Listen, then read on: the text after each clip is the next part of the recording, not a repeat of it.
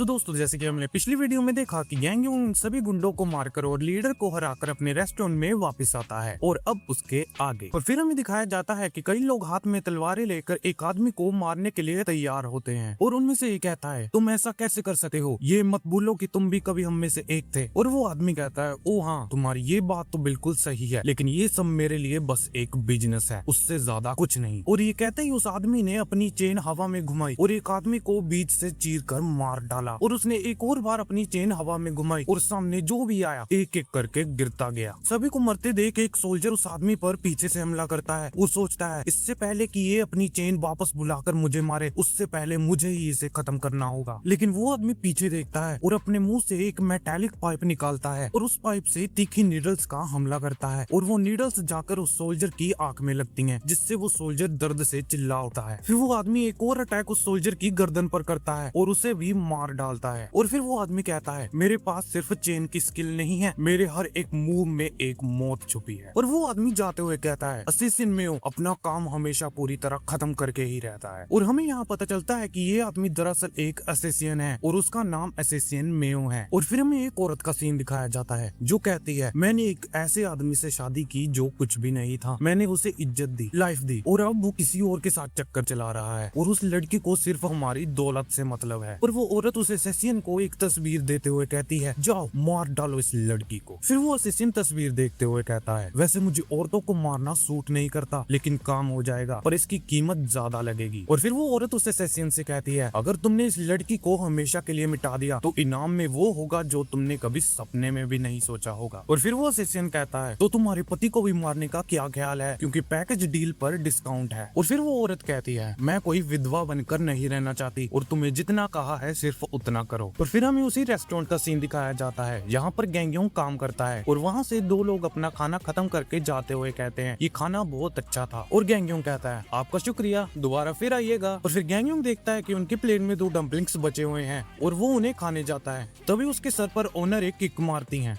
और कहती हैं, मैंने तुम्हें कितनी बार मना किया है कि लोगों के बचे हुए खाने को मत खाया करो, लेकिन तुम्हें समझ नहीं आता। और गैंगयोंग कहता है, मैं तो सिर्फ इतना सोच रहा था कि ऐसा करने से एरी को बर्तन धोने में मदद मिलेगी। और ओनर कहती है, अगर 2 पैरों वाला सुअर ही ये सारा खाना खा जाएगा तो 4 पैरों वाला सुअर क्या खाएगा। फिर ओनर वहाँ से जाने लगती है। एरी पीछे से पूछती है, आप कहाँ जा रही हैं मॉम? और फिर ओनर कहती है, मैं बस किसी से मिलने जा रही हूँ और कल तक वापस आ जाऊंगी, तब तक तुम रेस्टोरेंट का ख्याल रखना। और गैंगयोंग पीछे से कहता है, अपना ख्याल रखना ग्रैंड माँ। और फिर ओनर गुस्से में कहती है, मैंने तुम्हें कितनी बार कहा है कि तुम मुझे ग्रैंड माँ मत कहा करो, या तो मुझे बॉस कहा करो या फिर बड़ी बहन। और हाँ, अगर तुम मुझे बाहर कहीं भी मिलो तो ऐसा रिएक्ट करना कि तुम मुझे जानते नहीं हो।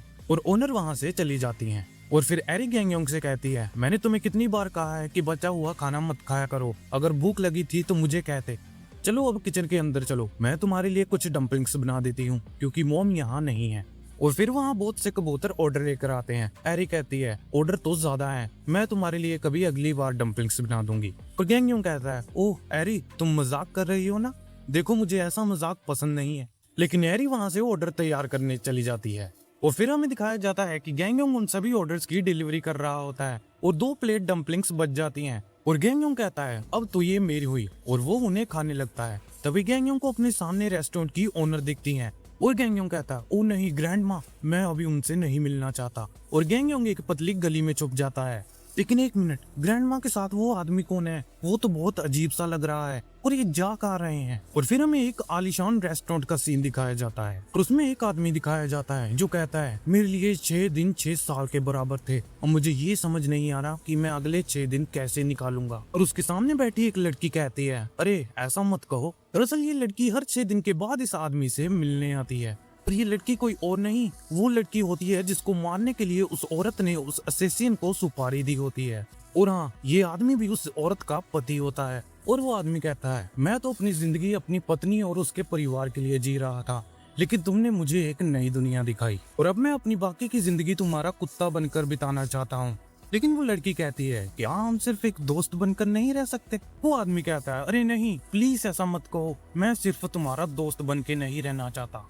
और उनके पीछे बैठा असिसिन ये सब कुछ सुन रहा होता है और कहता है, ये क्या बातें कर रहे हैं, दिल तो करता है इन दोनों को अभी जाकर मार डालूं, बस अब और बर्दाश्त नहीं होता, लेकिन एक लड़के को मारने के लिए अपनी चेन का यूज करना सही नहीं होगा। और फिर से वो अपने मुंह से मेटेलिक पाइप निकालता है, लेकिन गैंगयोंग उसके मुंह से मेटेलिक पाइप निकाल देता है और कहता है, ओ नीडल्स वाला अटैक, मैंने तुम्हारे मर्डर स्पिरिट को सेंस किया, तुम एक असेसियन हो, क्यों है ना। और पीछे से वो लड़की कहती है, ओ मिस्टर गैंग आप। और गैंगयोंग कहता है, ओ मुझे माफ करना, मुझे सिर्फ 2 मिनट दीजिए। वो आदमी उस लड़की से पूछता है, ए क्या तुम इस मोटे लड़के को जानती हो। फिर वो असेसियन सोचता है, ये मोटा लड़का मेरे इतने करीब आ गया, लेकिन मैं इसे सेंस क्यों नहीं कर पाया। और गैंगयोंग उस लड़की से कहता है, मुझे लगता है ये आपके पीछे था, अब क्या कहती हैं बिग सिस्टर, क्या भाग जाऊं या इससे फाइट करूं।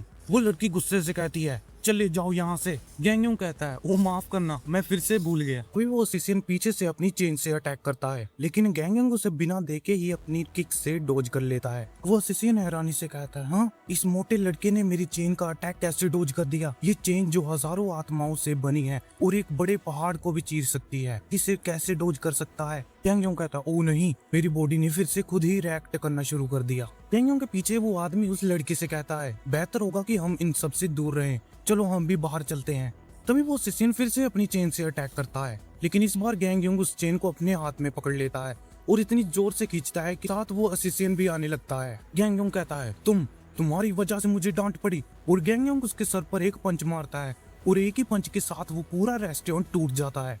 ओ नहीं, मैंने कुछ ज्यादा ही ताकत का यूज कर लिया और वो पूरा रेस्टोरेंट एक पंच के साथ ही टूटकर पानी में गिरने लगता है। और उस ब्रिज पर खड़े लोग कहते हैं, हाँ ये क्या हुआ, ये पूरा रेस्टोरेंट कैसे टूट गया, उन लोगों को जल्दी से बचाओ।